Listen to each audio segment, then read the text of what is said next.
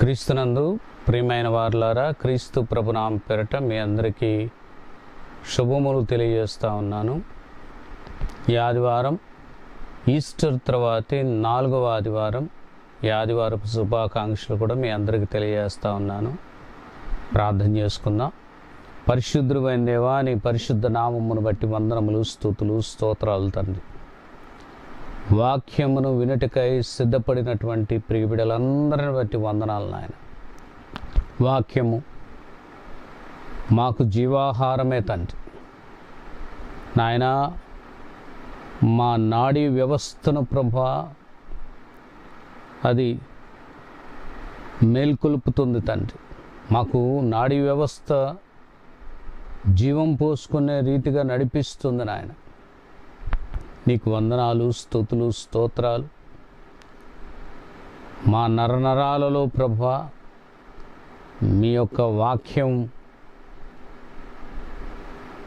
అది రక్తంగా మార్చి ప్రభా మీ వాక్యం ద్వారా పరిశుద్ధపరిచి మమ్మను నిత్యత్వానికి, నిత్య ఆనందానికి హక్కుదారులుగా చేసి నడిపించుమని ఈరోజు వాక్యం వినడం ద్వారా నీ బిడలు ప్రభా మారు మనస్సు పశ్చాత్తాపడినట్లుగా సహాయమును దయచేయమని, తమ్మును తాము దిద్దుకొనడానికి మీరు ఇచ్చిన అవకాశాన్ని సద్వినియోగపరుచుకున్నట్లు చేయమని యేసు నామమున అడుగుచున్నాము తండ్రి, ఆమేన్. ప్రియులారా, మరి ఒకసారి మీకు ఈస్టర్ తర్వాతి 4వ ఆదివారం, ఈ ఆదివారపు శుభాకాంక్షలు తెలియజేస్తా ఉన్నాను. ఈరోజు మనం చదువుకున్నటువంటి వాక్య భాగాలను మనం చూస్తే పాత నిబంధన పాఠ్యభాగంగా 98వ సంకీర్తన చదువుకున్నాం. పత్రిక పాఠ్యభాగంగా మనం చూస్తే అపోస్తులైన పౌలు తిమోతికి వ్రాసినటువంటి 2వ పత్రిక 2వ అధ్యాయం 8 నుంచి 13 వచనాలు మనం చదువుకున్నాం. అలాగే సువార్త పాఠ్యభాగానికి మనం వెళ్ళిపోతే యోహాను సువార్త 6వ అధ్యాయం 59వ వచనం నుంచి 69వ వచనం వరకు మనం చదువుకున్నాం. ఈరోజు మనం చదువుకున్నటువంటి వాక్య భాగాన్ని పరిశీలనకు చూస్తే ఒక అంశం మనకు కనబడతా ఉంది. రిజాయిస్ విత్ గాడ్ అనే అంశం మనకు చాలా స్పష్టంగా కనపడుతుంది. దేవునితో ఆనందించు. ఎలా ఆనందించాలి? దేవునితో ఎవరు ఆనందిస్తారు దేవునితో అనే దాని గురించి ఈరోజు మనం చూస్తాం స్పష్టంగా. మూలవాక్యానికి మనం వెళదాం. 98వ సంకీర్తన 4వ వచనం, మూలవచనం. సర్వభూజనులారా యెహోవాను బట్టి సంతోషించుడి, యెహోవాను బట్టి ఉత్సహించుడి, ఆర్భాటముతో సంతోషగానము చేయుడి, కీర్తనలు పాడుడి. 98వ సంకీర్తనలో చెప్పబడినటువంటి మాటలు యెహోవా దేవుని బట్టి ఉత్సహించండి, ఆర్భాటంతో సంతోషగానం చేయండి. పిలుపునిచ్చాడు ప్రియులారా. ఈ పిలుపు ఎవరికో తెలుసా? ఒక తెగకి, ఒక దేశానికి కాదు. ఇక్కడ చూడండి, సర్వభూజనులారా అని ఉంది. భూప్రజలందరూ కూడా ఆయన పిల్లలే కనుక అందరినీ పిలుస్తున్నాడు. పాపులనేంటి, పరిశుద్ధులనేంటి, అందరినీ పిలుస్తున్నాడు. అందరూ ఆనందంగా ఉండాలని పిలుస్తున్నాడు. మరి దేవుడు ఆనందంగా ఉండాలని మనల్ని పిలుస్తుంటే అపవాది ఇచ్చేటటువంటి ఆనందం, తాత్కాలికమైనటువంటి ఆనందం, పాపంతో కూడుకున్నటువంటి ఆనందం, నాశనంతో కూడుకున్నటువంటి ఆనందానికి పరుగెడుతున్నాం. కానీ పరిశుద్ధుడైన దేవుడిచ్చేటటువంటి స్థిరమైన నిత్యత్వం కలిగినటువంటి ఆనందాన్ని పొందుకోవడానికి ఎందుకు రాలేకపోతున్నామని ఈరోజు వాక్యం ద్వారా దేవుడు ప్రశ్నిస్తున్నాడు. దానికి మనం సమాధానం చెప్పాల్సిందే. నువ్వు సంతోషంగా ఉండాలని దేవుడు ఈరోజు నీకు పిలుపునిస్తున్నాడు. మనందరికీ పిలుపునిచ్చాడు. కనుక ఈరోజు చదువుకున్నటువంటి వాక్య భాగం 98వ సంకీర్తన మనం వెళితే అక్కడ రిజాయిసింగ్ ఇన్ ప్రొటెక్షన్ అనేటటువంటి ఆ గొప్ప మాట కనపడుద్ది ప్రియులారా. రక్షణను బట్టి సంతోషించు. దేవుడు మనకిచ్చినటువంటి రక్షణ ఆనందమును బట్టి సంతోషించాలి. దేవుడు ఆయన రక్షణ ఇవ్వకపోతే మనకు రక్షణ లేదు. అందుకని ఆయన అంటాడు, రక్షణ బట్టి నువ్వు సంతోషించు అని. మీరు ఇంకా చూస్తే అక్కడ దేవుడు చెప్తాడు, న్యాయమును బట్టి సంతోషించు అంటున్నాడు. రిజాయిస్ ఇన్ జస్టిస్ అంటున్నాడు. న్యాయమును బట్టి సంతోషించు, ఎందుకంటే భూమి మీదకి ఆయన తీర్పు తీర్చడానికి రాబోతున్నాడు. ఆయన వేయించేయబోతున్నాడు. అప్పుడు నువ్వు ఆ తీర్పులో ఉండటానికి వీలు లేదంటున్నాడు. నువ్వు ఆ తీర్పులో ఉండకుండా ఆనందంలో ఉండాలి అని చెప్పి, తీర్పులో ఉన్నటువంటి వాడు నశించిపోతాడని చెప్తున్నాడు. తీర్పులో నుండి బయటపడినటువంటి వాడు నిత్య ఆనందానికి వస్తాడు అని దేవుని యొక్క వాక్యం తెలియజేస్తూ ఉంది ప్రియులారా. ఎందుకంటే ఆయన న్యాయాధిపతి. అపోస్తుల కార్యముల గ్రంథం 10వ అధ్యాయం 42వ వచనంలో చెప్తాడు, ఇదియుగాక దేవుడు సజీవులకును మృతులకును న్యాయాధిపతినిగా నియమించిన వాడు ఈయనే అని ప్రజలకు ప్రకటించి దృఢ సాక్ష్యం ఇయ్యవలనని మాకు ఆజ్ఞాపించెను. ఆయన ఎవరెవరికి న్యాయాధిపతో అక్కడ రాసుకొచ్చాడు ప్రియులారా. సజీవులకును మృతులకును ఆయన న్యాయాధిపతి. కనుక దేవుడిచ్చేటటువంటి సంతోషాన్ని పొందడానికి మనం వెంటనే వేగిరమే సిద్ధపడాలని కోరుకుంటూ ఉన్నాము. దేవుని యొక్క వాక్యం అదే మనతో చెప్తాం. ఇక రెండవదిగా మనం చూస్తే ఏ బ్లెస్సింగ్ హ్యాండ్, దేవుని యొక్క హస్తం. బైబిల్ గ్రంథంలో చెప్పబడింది అది దక్షిణ హస్తం అని చెప్పబడింది. ఆ దక్షిణ హస్తం అంటే కుడి చేయి. తన కుడి చేత్తో ప్రజలను దీవిస్తున్నాడు, ప్రకృతిని దీవిస్తున్నాడు, సమస్తాన్ని ఆయన ఆశీర్వదిస్తున్నట్టుగా మనకు కనపడుతుంది. బైబిల్లో ఈ మాట వ్రాయబడింది, తన దక్షిణ హస్తంతో అని. ఆయన మనల్ని ఆ రీతిగా దీవిస్తున్నాడు. తన బాహుచేత మనకు విజయాన్ని కలిగిస్తున్నాడు. ఓడిపోతానంటావే, ఓడిపోవద్దు, నువ్వు విజయాన్ని పొందుకోవాలి. కనుక దేవుడు నిన్ను ఆశీర్వదించటానికి తన చేతి ద్వారా, తన కుడి హస్తం ద్వారా నిన్ను ఆశీర్వదించడానికి పిలుస్తున్నాడు. వెనక్కి వెళ్ళొద్దు. ఇక మూడవదిగా మనం చూస్తే ది ట్రూత్. దేవుడు రక్షణ వెల్లడి చేస్తున్నాడు ప్రియులారా. ఆయన నీతిని బయలుపరుస్తున్నాడు. అన్యజనుల యొక్క తన నీతిని బయలుపరుస్తున్నటువంటి గొప్ప దేవుడు ఆయన నీతి మనలో కూడా పుట్టాలి. ఆ నీతి చిగురు అనేది పుట్టాలని మనల్ని పిలుస్తున్నాడు. నీతి చిగురు ఎవరికైతే పుడుతుందో వారికి ఉంటుంది నిత్యమైనటువంటి ఆనందం. మరి అది కలిగి ఉండాలి. ఇక నాలుగవది మనం చూస్తే ఐ వాజ్ ప్రొటెక్టెడ్. ఇక్కడ చూడండి, ఇజ్రాయేలు సంతతికి తాను చూపినటువంటి కృపా విశ్వాస్యతలను ఆయన జ్ఞాపకము చేసుకుని ఉన్నాడు. భూదిగంత నివాసులందరూ మన దేవుడు కలుగజేసిన రక్షణ చూచి ఆనందిస్తారు. అవును కదా, దేవుడిచ్చేటటువంటి రక్షణ భూదిగంత నివాసులందరూ చూసి ఆనందించాలి. దేవుడు ఎంత కరుణామయుడండి. నిన్ను శిక్షించకుండా నిన్ను ప్రేమించి ఆయన పిలుస్తున్నాడంటే ఎంత ప్రేమించాడు అనేది మనకి అర్థమవుతుంది. ఐదవదిగా మనం చూస్తే enjoy with the sounds of music అని ఉంది. మనం ఎలాగూ ఆనందించాలో వ్రాయబడింది ప్రియులారా. సితారాతోనూ సంగీత స్తోత్ర గానాలతోనూ దేవుణ్ణి మనం ఆ రీతిగా స్తుతించి కనపరచాలి. అదండి ఆనందం అంటే. అల్లరితో కూడినటువంటి ఆటపాటల ద్వారా కలిగేది నష్టం. దేవుని దగ్గర కలిగేటటువంటి ఆనందం వేరు ప్రియులారా, మర్చిపోజాలనే ఆనందం.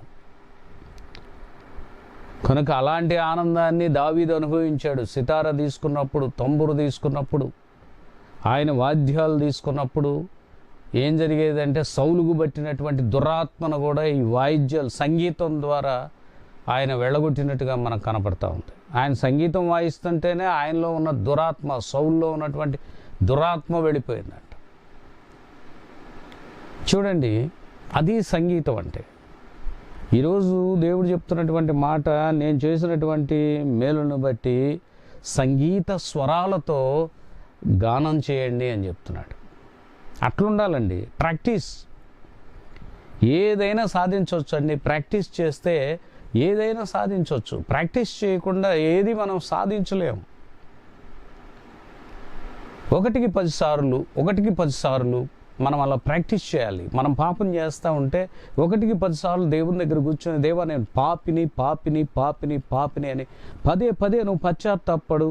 పాపం చేయటానికి నీ మనస్సుకి అంగీకరించదు. దేవుని దగ్గర అలాగూ స్తుతించడం నేర్చుకో. ఎవరైనా కానీ మొట్టమొదట ఓనమాలు నేర్చుకోవాల్సిందే. సంగీతంలో అయినా, దేనిలోనైనా, విద్యలోనైనా, ఏదైనా మనం నేర్చుకోవాలి. అవి ఆలు రాయకుండా మనం హైయర్ ఎడ్యుకేషన్కి వెళ్ళలేం కదా. కాబట్టి మనం ప్రాక్టీస్ చేయాలి. చదువుకోవటం కూడా ప్రాక్టీసే. చిన్న బాల్య దశ నుండి కూడా మనం ప్రాక్టీస్ చేస్తాం. అందుకని మనం లాంగ్వేజెస్ నేర్చుకుంటాం. అది ఇంగ్లీష్ కావచ్చు, హిందీ కావచ్చు, తెలుగు కావచ్చు, ఇతర లాంగ్వేజెస్ ఏమైనా మనం నేర్చుకోవాలంటే ప్రాక్టీస్ చేయాలా. ప్రాక్టీస్ చేయకుండా అవి రావు కదా. అట్లాగే దేవుని యందు మనం ఆనందించి సంతోషించటానికి ప్రాక్టీస్ చేసుకోవాలి. అప్పుడు కలుగుద్దండి ఆనందం అనేది, అప్పుడు కలుగుద్ది. ఇక 6వదిగా మనతో చెప్తున్నాడు, జనులు సంతోషధ్వనులు చేయాలి.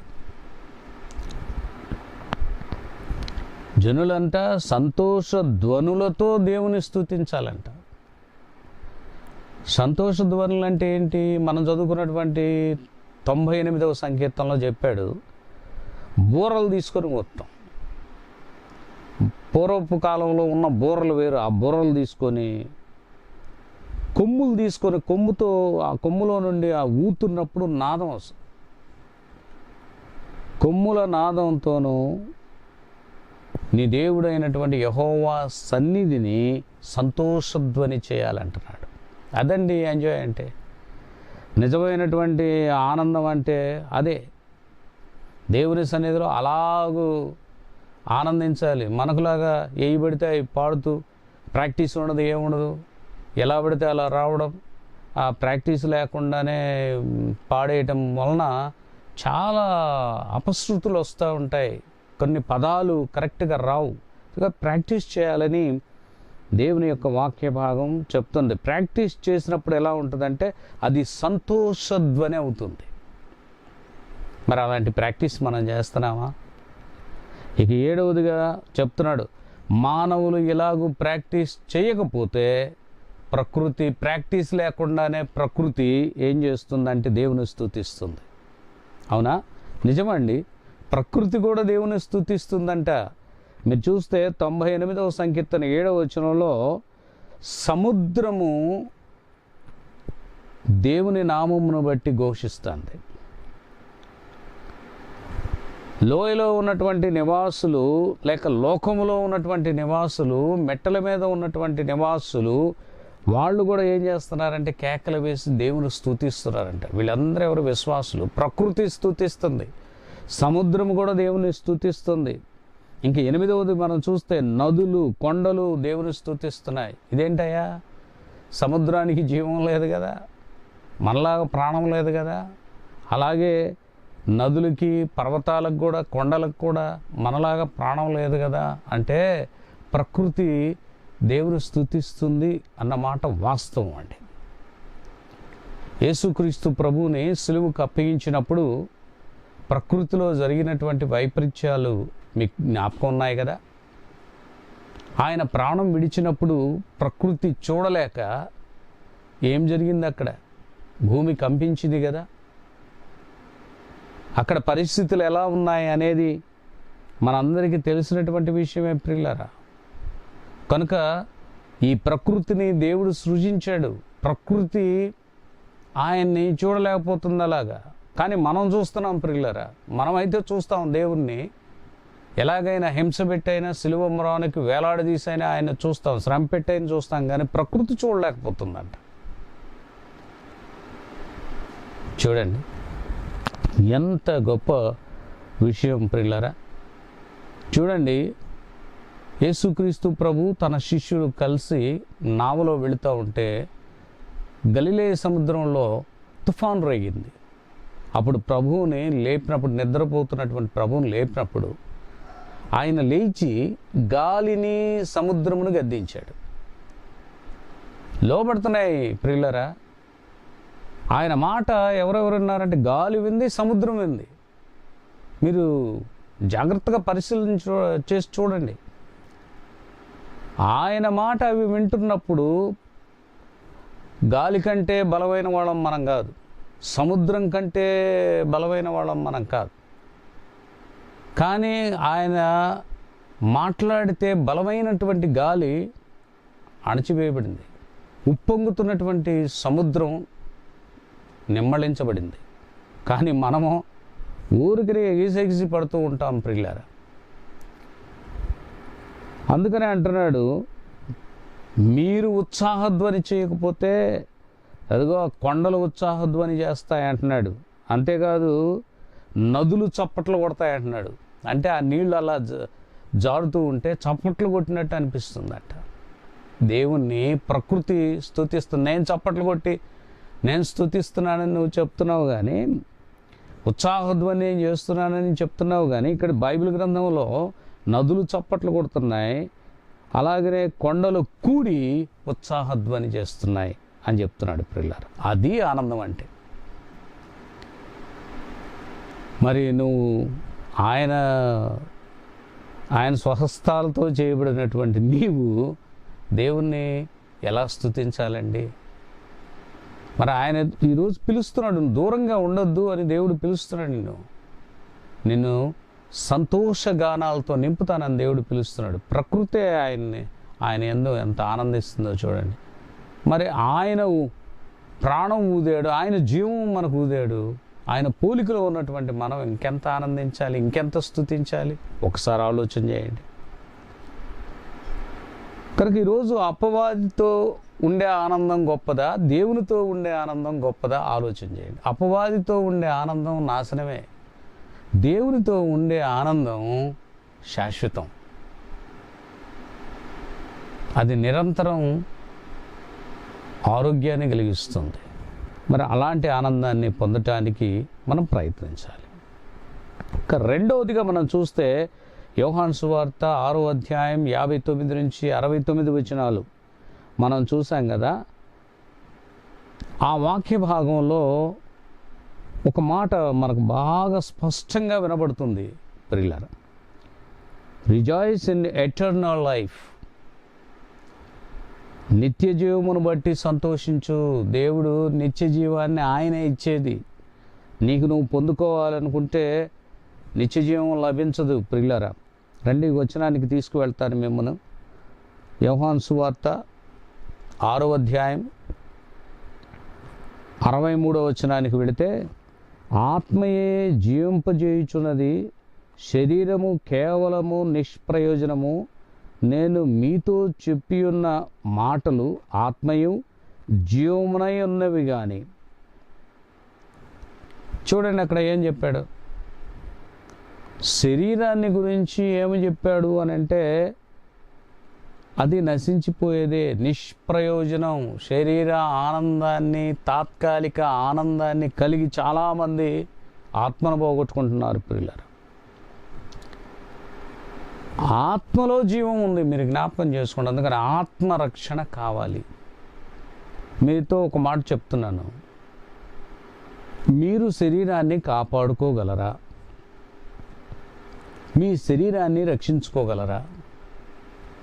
మన ఒక డాక్టర్ గారు, ఆయన ఎంతోమంది షుగర్ పేషెంట్స్కి ఎన్నో సర్జరీలు చేశాడు. ఎంతో గొప్ప డాక్టర్ ఆయన. అలాంటి డాక్టర్ చివరికి ఏమైందంటే ఆయనకే షుగర్ వచ్చింది. షుగర్ గురించి మెడిసిన్స్ ఇచ్చినటువంటి డాక్టర్కే షుగర్ వస్తే చివరికి ఆయన వైద్యం చేసుకోవాలి అని తలంచినప్పటికీ కూడా ఆయన వైద్యం చేసుకున్నప్పటికి కూడా చివరికి కాలు రంధ్రం పడింది. కాలు రంధ్రం పట్టడానికి ఏమైనా గుచ్చుకుందా అంటే ఏం గుచ్చుకోకుండానే రంధ్రం పడింది. చూడు, ఏనాటికైనా మన శరీరం ఏమవుతుంది అని అంటే అది మన్నుకి ఏడవబడుతుంది అంతే. మట్టి నుండి తీయబడినటువంటి మన శరీరం మన్నుకి ఏడవబడుతుంది. కనుక శరీర ఆనందం తాత్కాలికమైందని దేవుని యొక్క వాక్యం చెప్తుంది. ఆత్మీయ ఆనందం శాశ్వతమైందని ఇక్కడ మీకు తెలియజేస్తున్నాడు. అది జీవ సంబంధమైందని కూడా తెలియజేస్తున్నాడు. అపోస్తుల కార్యముల గ్రంథం 3వ అధ్యాయం 15వ వచనానికి వెళితే, మీరు జీవాధిపతిని చంపితిరి గాని దేవుడు ఆయనను మృతులలో నుండి లేపెను, అందుకు మేము సాక్షులము అని చెప్తున్నాడు. జీవాన్ని ఇవ్వటానికి దేవుడు వస్తే, అయ్యా మీరు జీవం కలిగి ఉండండి అయ్యా, నశించిపోవద్దయ్యా, మీరందరూ కూడా పరలోకంలో నిత్య జీవాన్ని అనుభవించాలయ్యా, నిత్య ఆనందాన్ని పొందాలయ్యా అని దేవుడు బతిమలాడే కొలది మనం ఏం చేస్తున్నామంటే దూరం వెళ్ళిపోతున్నాం. పిల్లలు ఎప్పుడైనా మీరు చూడండి, ఒక బిస్కెట్ ప్యాకెట్ తీసుకొచ్చి ఇచ్చి అందులో 2 బిస్కెట్లే తినమని తక్కిని దాచిపెట్టుకోమని చెప్తే పిల్లలు అలుగుతూ ఉంటారు. అప్పుడు మనం ఏం చేస్తామంటే లేదు నేను ఇవ్వను అని అంటాం. వాళ్ళు అడుగుతారు, అసలు తినరు. అందుకని మనం ప్యాకెట్ ఇచ్చేస్తాం. వాడు తింటాడు. ఎందుకు ఈ మాట నేను చెప్తున్నాను అని అంటే, పిల్లలు వాళ్ళకి ఆ ఇంట్రెస్ట్ చూపిస్తూ ఉంటారు. ప్రియులరా, ఈరోజు వాక్యం కూడా అలాగూ పిల్లలకి మనం నేర్పాలి. వాక్యం అనేటటువంటి ఆహారం పిల్లలకి పెట్టాలి మనం. ఎందుకు అంటే జీవాన్ని మనం చంపకూడదు. వాక్యాన్ని బ్రతికించాలి అంటే, వాక్యం మనలో జీవించాలి అంటే, వాక్యం మనలో ఉన్నటువంటి శరీరం యావత్తు కూడా అది ఉండిపోవాలి అని అంటే వాక్యాన్ని పిల్లలకు ప్రకటించాలి, బోధించాలి, వాక్యాహారం పెట్టాలి. పిల్లలు అడిగితే బిస్కెట్ అడిగితే రెండిటికి బదులు ప్యాకెట్ ఎలా ఇస్తున్నావో, పిల్లలకి వాక్యం కూడా అలాగూ బాల్యం నుండి నువ్వు బోధిస్తూ ఉంటే పిల్లలకు కలిగే ఆనందం అంతా ఎంత కాదో ఆ పిల్లలే గొప్ప సాక్షులు అవుతారు. దేవుని యొక్క వాక్యం అలాగూ తెలియజేస్తూ ఉంది. పిల్లలు రండి, ఇక్కడ మొదటిగా మనం చూస్తున్న ఈ వచనాల్లో దైవబోధను తిరస్కరించవద్దు అని చెప్తున్నాడు. చూడు, చాలామంది పిల్లలు ఏం చేస్తూ ఉంటారంటే దేవుని యొక్క మాటల్ని బోధిస్తుంటే తల తిప్పుకుంటూ ఉంటారు అటు ఇటు. నచ్చదు వాళ్ళకి.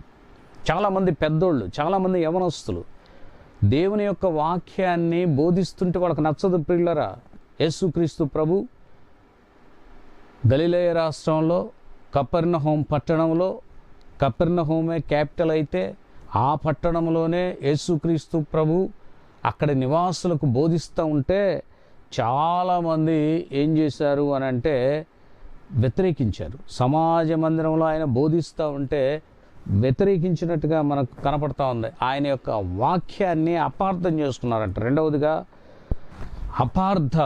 అపార్థం చేసుకుంటే ఏం కలుగుతాయి? నష్టాలు కలుగుతాయి ప్రియులారా. అందుకనే మనం వాక్యాన్ని ఎప్పుడు కూడా అపార్థం చేసుకోకూడదని దేవుని యొక్క వాక్య భాగం చెప్తా ఉంది. చూడండి, ఇక్కడ శిష్యులు, అక్కడ 70 మంది శిష్యులు ఉంటే ఆ 70 మంది శిష్యులు ఏమంటున్నారంటే ఇది కఠినమైనటువంటి మాట, ఇవి ఎవడు వినగలుగుతాడు అని అన్నారు. ప్రియులారా, దేవుని యొక్క మాట వినడానికి మనస్సు అక్కడ ఉంచాలి, కానీ మనస్సును అక్కడ అపవాదికి ఇచ్చేసి నీ హృదయాన్ని అపవాదికి ఇచ్చేస్తే దేవుడు ఏది చెప్పినా కఠినమైన అనుకుంటాను. అందుకనే దేవుడు కఠినుడైతే కాదు, ఆయన ప్రేమామయుడు. ప్రేమతో నిన్ను బుజ్జగిస్తున్నాడు. ఆయన బుజ్జగించే టైం దాటిపోద్ది. ఇక మూడవదిగా చెప్తున్నాడు, విశ్వాసిని అవిశ్వాసిగా చేసే ఆయుధం సణుగుడు. చాలామంది వాక్యం చెప్తూ ఉంటే ఆనందించాల్సింది పోయి సణుక్కుంటూ ఉంటారు. అదొక జబ్బు అంటాం. పాపం అనేది వారిలో ఎక్కువ ఉందన్నమాట. అందుకని ఏది మాట్లాడే దేవుని యొక్క మాట ఏది చెప్పినా వాడు సణుక్కుంటూనే ఉంటాడు. అంటే కారణం వారిలో పాపం అధికమైపోయిందనమాట. అది ఎక్కడి వరకు వచ్చిందంటే నడినెత్తి వరకు ఆ పాపం నింపబడింది. నడినెత్తి నుండి అరికాల వరకు పాపంతో నింపబడ్డారు కనుక వాళ్ళు అలాగూ ప్రవర్తిస్తారని దేవుని యొక్క వాక్య భాగం చెప్తుంది ప్రియులారా. కనుక సణుగుడు అనేది మనలో ఉండకూడదు. ఇక 4వది మనం చూస్తే ధనాశతో పరలోకాన్ని చేరలేమని చెప్తున్నాడు. చాలామంది యేసుక్రీస్తు ప్రభువును అమ్ముకున్నటువంటి వారు ఉన్నారు. మనం అనుకుంటాం ఇస్కరియోతు యోధా ఒక్కడే కదా 30 వెండి నాణ్యాలకు అమ్మేశాడని. కాదు, మనం విశ్వాసులమైన మనం కూడా ఆయన మోసగించి అమ్మేస్తున్నామని దేవుని యొక్క వాక్య భాగం చెప్తుంది ప్రియులారా. ధనాశతో పరలోకానికి చేరగలుగుతారా? చేరలేవు. ఎందుకంటే ధనాశ సమస్త కీడులకు మూలమని ఉంది. అవును, విశ్వాసి ధనాపేక్ష కలిగిన వాడై ఉండకూడదని బైబిల్ చెప్తుంది. ధనాపేక్ష వలన కలిగే ఆనందం తాత్కాలికమైంది. రండి, తిమోతికి వ్రాసినటువంటి మొదటి పత్రిక 6వ అధ్యాయం 17వ వచనంలో, ఇహమందు ధనవంతులైన వారు గర్విష్ఠులు కాక అస్థిరమైన ధనమునందు నమ్మికించక సుఖముగా అనుభవించుటకు సమస్తమును మనకు ధారాళముగా దయచే దేవుని యందే నమ్మిక ఎంచుడని ఆజ్ఞాపించుము. 18వ వచనానికి వెళ్దాం. వారు వాస్తవమైన జీవమును సంపాదించుకునే నిమిత్తము రాబో కాలమునకు మంచి పునాది తమ కొరకు వేసుకొనుచు మేలు చేయువారును. 19వ వచనం. సత్క్రియలు అను ధనము గలవారును ఔదార్యము గలవారును తమ ధనములో ఇతరులకు పాలిచ్చువారునై ఉండవలనని వారికి ఆజ్ఞాపించము. ధనాన్ని కూడబెట్టుకోవడం కాదండి. దేవుడు ఇక్కడ ఏం చెప్తున్నాడు తెలుసా? ఏది జీవమో చెప్తున్నాడు. జీవాన్ని సంపాదించుకునేటటువంటి వాడు, జీవానికి ఒక పునాది వేసుకునేటటువంటి వాడు ధనాన్ని ఆపేక్షించడు. ఆ ధనమే అతని దగ్గరకు వస్తుంది పిల్లారా. అయితే ఏం చెప్తున్నాడంటే ఇక్కడ సత్క్రియలు చేయటం ప్రారంభించు, ఔదార్యము ఉండు, ఇదిగో నీకు కలిగినటువంటి ధనములో నుండి ఇతరులకు కూడా నీవు సహాయం చేయటం ప్రారంభించు అన్నాడు. అప్పుడు కలుగుద్ది నీకు నిత్యానందం. ధనాన్ని పంచిపెట్టడంలో కూడా ఆనందం ఉంటుంది. అది దేవుడు మనకు ఎంత ఇచ్చాడో మన స్తోమత కొలది మనం ఎంత ఇవ్వగలుగుతామో అంతే ఇమ్మంటున్నాడు. అత్యధికంగా ఇచ్చి దుఃఖం తెచ్చుకోవద్దు. దేవుడు అంటుంది, నీకు కలిగిన దానిలో కొంత ఇస్తే నీకు నిత్య ఆనందం, నీకు అసలు కలిగే ఆనందం, తృప్తి వేరుగా ఉంటుందని చెప్తున్నాడు. అవును ప్రియులారా, అందుకని ఆ పని చేయమని చెప్తున్నాడు. ఇక 5వదిగా పరలోకం చేరాలని నీకుందా అంటున్నాడు. పరలోకం చేరాలని నీకుంటే నువ్వు మొట్టమొదట పాపాన్ని విడిచిపెట్టి కృపను పొందు అంటున్నాడు. ఎవడు కూడా దేవుని చూడలేదు, దేవుని దగ్గరకు రాలేడు. దేవుని చూడాలన్నా, దేవుని దగ్గరకు వెళ్ళాలన్నా యేసుక్రీస్తు ప్రభువే మార్గం. అందుకనే యోహాను సువార్త 14వ అధ్యాయం 6వ వచనంలో అంటాడు, యేసు నేనే మార్గమును సత్యమును జీవమును, నా ద్వారానే తప్ప ఎవడును తండ్రి యొద్దకు రాడు అని చెప్పాడు. ప్రభు చెప్పినటువంటి మాట.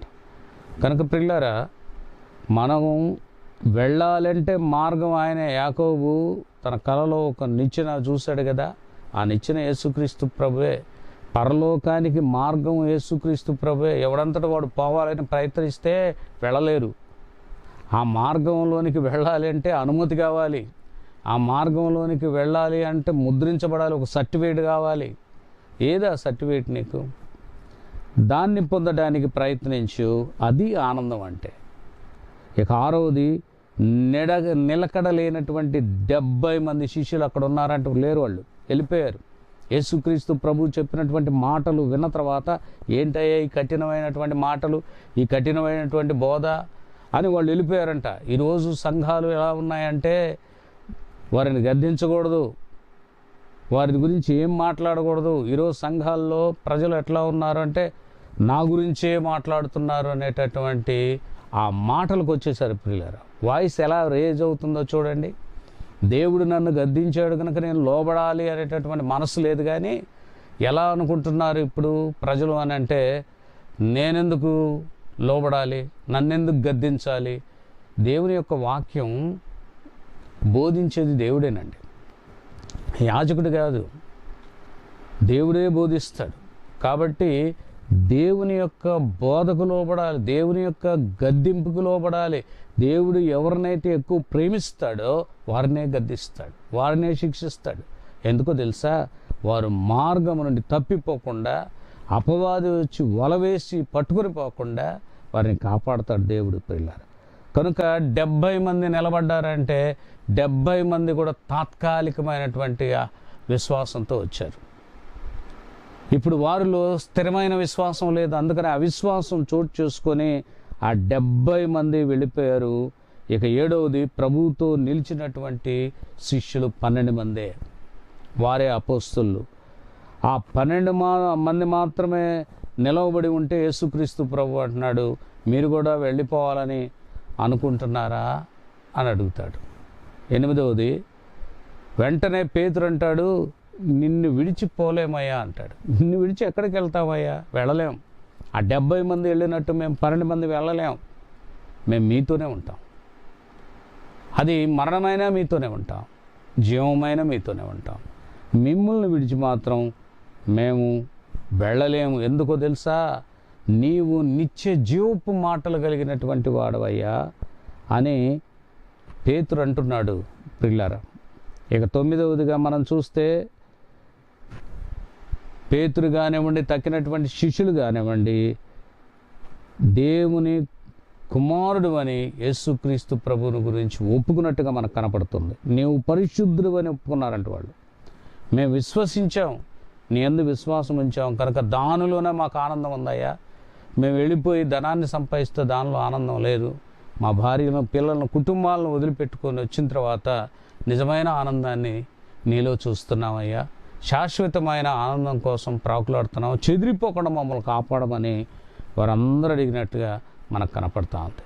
ప్రియులారా, పాత నిబంధన గ్రంథంలో నిజంగా ఆనందం ఎవరు చూశారు? ఇప్పుడు సువార్త పాఠ్య భాగంలో నిజంగా ఆనందం ఎవరు చూశారు? చూడండి. కానీ క్రీస్తులో అలాంటి ఆనందాన్ని రుచి చూడాలని పిలుస్తున్నాడు ప్రియులారా. ఇక 3వదిగా మనం చూస్తే రిజాయిస్ ఇన్ ద ఆల్మైట్, సర్వాధికారిని బట్టి సంతోషించు అని చెప్తున్నాడు. తిమోతికి వ్రాసినటువంటి 2వ పత్రిక 2వ అధ్యాయం 8 నుంచి 13 వచనాల్లో మనం చూస్తే పాపాన్ని పాతిపెట్టు, మొదటిగా ఆయన చెప్తున్నటువంటి మాట. యేసుక్రీస్తు ప్రభు నీ పాపాన్ని పాతి పెట్టడానికి వచ్చాడని ప్రవచనాలు చెప్పబడ్డాయి. ఆ ప్రవచనాల యొక్క నెరవేర్పు జరిగింది. కనుక సువార్తను వినండి అని అంటున్నాడు. దావీదు సంతానములో నుండి ఆయన వస్తాడు, మనుషుల నిమిత్తమై ఆయన చంపబడతాడు, మనుషుల పాపాలని ఆయన పాతిపెట్టి మృతుల్లో నుండి ఆయన లేస్తాడని ప్రవక్తల ద్వారా చెప్పబడినటువంటి మాటలు, దావీదు ద్వారా చెప్పబడినటువంటి మాటలు, నీ పరిశుద్ధిని కుళ్ళుబట్టనివ్వు అనేటటువంటి మాటలు నెరవేరినాయి తిమోతి చెప్తున్నాడు ప్రియులారా. ఇక 2వదిగా మనం చూస్తే దేవుని మహిమ అలాగుననే రక్షణ మనం చూడాలి అంటే ఓర్పు కావాలి. ఓర్పు కావాలి. నిత్యమైనటువంటి మహిమలోనికి మనం ప్రవేశించాలి అంటే ఓర్చుకోవాలి. సమస్త విషయంలో ఓర్పు కలిగి ఉండాలి. అట్టి ఓర్పు లేకపోతే మనం నిత్యమైనటువంటి ఆనందాన్ని అనుభవించలేం. రండి, తిమోతికి వ్రాసినటువంటి మొదటి పత్రిక 6వ అధ్యాయం 15వ వచనంలో అంటున్నాడు, శ్రీమంతుడును అద్వితీయుడునగు సర్వాధిపతి యుక్త కాలముల యందు ఆ ప్రత్యక్షతను కనపరచును. ఆ సర్వాధిపతి రాజులకు రాజును ప్రభువులకు ప్రభువునై ఉన్నాడు. చివరికి నిలబడే రాజ్యం ఏంటో తెలుసా? భూమి మీద ఉన్న రాజ్యాలు ఏవి నిలబడవు, భూమి మీద ఉన్న ప్రభుత్వాలు నిలబడవు. ఎంతోమంది వచ్చారు, పోయారు ప్రియులరా. ఎన్నో కోటలు కట్టుకున్నారు ఇదే స్థిరమని, అన్నీ పోయినాయి. ఎన్నో బురుజులు కట్టుకున్నారు, అన్నీ పోయినాయి. ప్రభుత్వాలు పోయినాయి. చూడండి, అట్లాగే నిలబడే రాజు దేవుడు ఒక్కడే, నిలబడే ప్రభుత్వం ఆయనది. అది పరలోక సంబంధమైనటువంటి ప్రభుత్వం. అందుకనే రాజులకు రాజు, ప్రభువులకు ప్రభువు అని చెప్తున్నాడు. ఇక 3వదిగా సంఖ్యలు తెంపుతాడు ఆయన. సంఖ్యలకు భయపడద్దును అని చెప్తున్నాడు. నీవు నేరస్తుడు అయితే, నీవు సువార్తను నమ్మితే, నీ పాపాన్ని ఒప్పుకుంటే, అపవాది వేసినటువంటి సంఖ్యలను తెంపేస్తానంటున్నాడు ఆయన. నీకు శ్రమ కలిగించింది అపవాదే, నీ శ్రమ నుండి నేను విడిపిస్తాను, వాక్యమును నువ్వు నమ్మంటున్నాడు. వాక్యమును నువ్వు అంగీకరించని చెప్తున్నాడు ప్రియులారా. వాక్యాన్ని నువ్వు అంగీకరించగలిగితే శ్రమల సంఖ్యలు తెగిపోతాయి, తెంపేస్తాను నేనని చెప్తున్నాడు. అప్పుడు కలుగుద్ది ఆనందం అని చెప్తున్నాడు. ఇక 4వదిగా ఆత్మీయంగా బ్రతకాలనుకుంటే దేవునితో ఇప్పుడే నడవమని చెప్తున్నాడు. అవును ప్రియులారా, దేవుడు నమ్మదగిన వాడు గనక మన నిమిత్తమై ఆయన చనిపోయాడు గనక, చనిపోయి లేచాడు గనక, ఆయన లేచిన ప్రకారం మనల్ని కూడా ఆయన లేపుతాడు ప్రియులారా. మనం ఆయనతో కూడా బ్రతుకుతాం కనుక ఏమంటున్నాడంటే ఆత్మీయంగా బ్రతకండి. శారీరకంగా చచ్చిన ఆత్మీయంగా మీరు బ్రతకటాని కోసం దేవుడు వచ్చాడు. ఆత్మీయ ఆనందం, ఆత్మీయ బాడీకి దేవుడు ఇస్తాడని ఇక్కడ చెప్తున్నాడు. పేతురు రాసిన మొదటి పత్రిక 5వ అధ్యాయం 4వ వచనంలో ప్రధాన కాపరి ప్రత్యక్షమైనప్పుడు మీరు వాడబారని మహిమ కిరీటము పొందుదురు అంటున్నాడు. కావాలా వద్దా నీకు? వాడబారని మహిమా కిరీటం దేవుడు ఇస్తాడంట ప్రియులరా. కనుక అది పొందుకోవాలి. ఇక 5వదిగా చెప్తున్నాడు, సహించు. దేవునితో నువ్వు కూర్చుంటావు, దేవుని యొక్క సింహాసనం మీద కూర్చుంటావు. నిన్ను కూడా ఆయన కూర్చోబెడతాడు. ఆయన బిడ్డలు అవుతారు, మీరు ఆయనకు వారసులుగా మీరు కూర్చుంటారు. కనుక సహనం అనేది కలిగి ఉండాలని చెప్తున్నాడు. జకర్యా గ్రంథం 7వ అధ్యాయం 13వ వచనంలో కావున సైన్యములకు అధిపతియగు యెహోవా సెలవిచ్చినదేమనగా నేను పిలిచినప్పుడు వారు ఆలకింపకపోయిరి గనుక వారు పిలిచినప్పుడు నేను ఆలకింపను అంటున్నాడు. దేవుడు పిలిచినప్పుడు మనం మాట వినకపోతే మనం వెళ్ళి ప్రభువా అని పిలిస్తే ఆయన కూడా వినంట. ఇది క్లియర్గా ఉంది జకర్యా గ్రంథం 7:13లో. ఆయన పిలిచినప్పుడు నువ్వు ఆలకించకపోతే దేవుడు ఎందుకు నువ్వు పిలిచినప్పుడు ఆలకిస్తాడు? ఒకసారి ఆలోచన చేయి. క్లియర్గా ఉంది ఇక్కడ. అందుకనే కొన్ని విషయాల్లో నువ్వు పిలిచినా పలకడు ఆయన. ఎందుకంటే ఆయన పిలిచినప్పుడు నువ్వు పలకలేదుగా. నువ్వు చెప్తావు నేను పలికానయ్యా అని, అబద్ధమే కదా మనం చెప్పేది. దేవుడు ఎప్పుడు నీతినే చెప్తాడు, మనకి నీతి మార్గంలోనికి నడిపిస్తాడు. కనుక ఆయన పిలిచినప్పుడు పలకండి, ఆనందం పొందుతారు. ఇక 6వదిగా నమ్మకం పోగొట్టుకోవద్దు. నమ్మకంతో మీరు ఉండండి. దేవుడు చెప్తున్నాడు ఆయన యందు నమ్మకం ఉంచండి. మన స్వభావం దిద్దుకోవాలి. మనం విరోధ స్వభావం ఉంటే, విరోధులంగా మనం ఉంటే, అవివేకులంగా మనం ఉంటే దిద్దుకోవాలి. దేవుడు టైం ఇస్తున్నాడు మనకి, దిద్దుకుందాం ప్రియులారా. తిమోతికి వ్రాసినటువంటి మొదటి పత్రిక 6వ అధ్యాయం 20వ వచనంలో అంటున్నాడు, ఓ తిమోతి, నీకు అప్పగింపబడిన దానిని కాపాడి అపవిత్రమైన వట్టి మాటలకును జ్ఞానమనే అబద్ధముగా చెప్పబడిన విపరీత వాదనకును దూరముగా ఉండుము. క్రైస్తవులారా, విశ్వాసులారా, ఈ సర్వ సమాజమా, దేవుడు మీతో మాట్లాడుతున్నటువంటి మాట ఏంటంటే అప్పగింపబడిన పనిని మీరు చేయండి.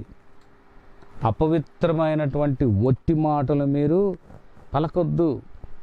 జ్ఞానం అనే అబద్ధపు మాటలు మీరు మాట్లాడుతూ విపరీతమైనటువంటి వాదనలకు దిగుతున్నారు, తప్పు అంటున్నాడు. మీరు అట్లా ఉంటే ఆనందానికి రారు, ఆనందాన్ని రుచి చూడరు. మీరు అది చూడాలి అని అంటే వదిలిపెట్టాలి అని చెప్తున్నాడు.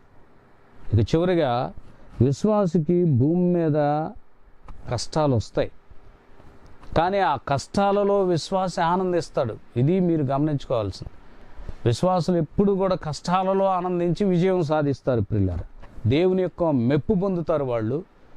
వాళ్ళు నిత్యరాజ్యాన్ని అందుకుంటారు, నిత్య ఆనందాన్ని పొందుకుంటారు.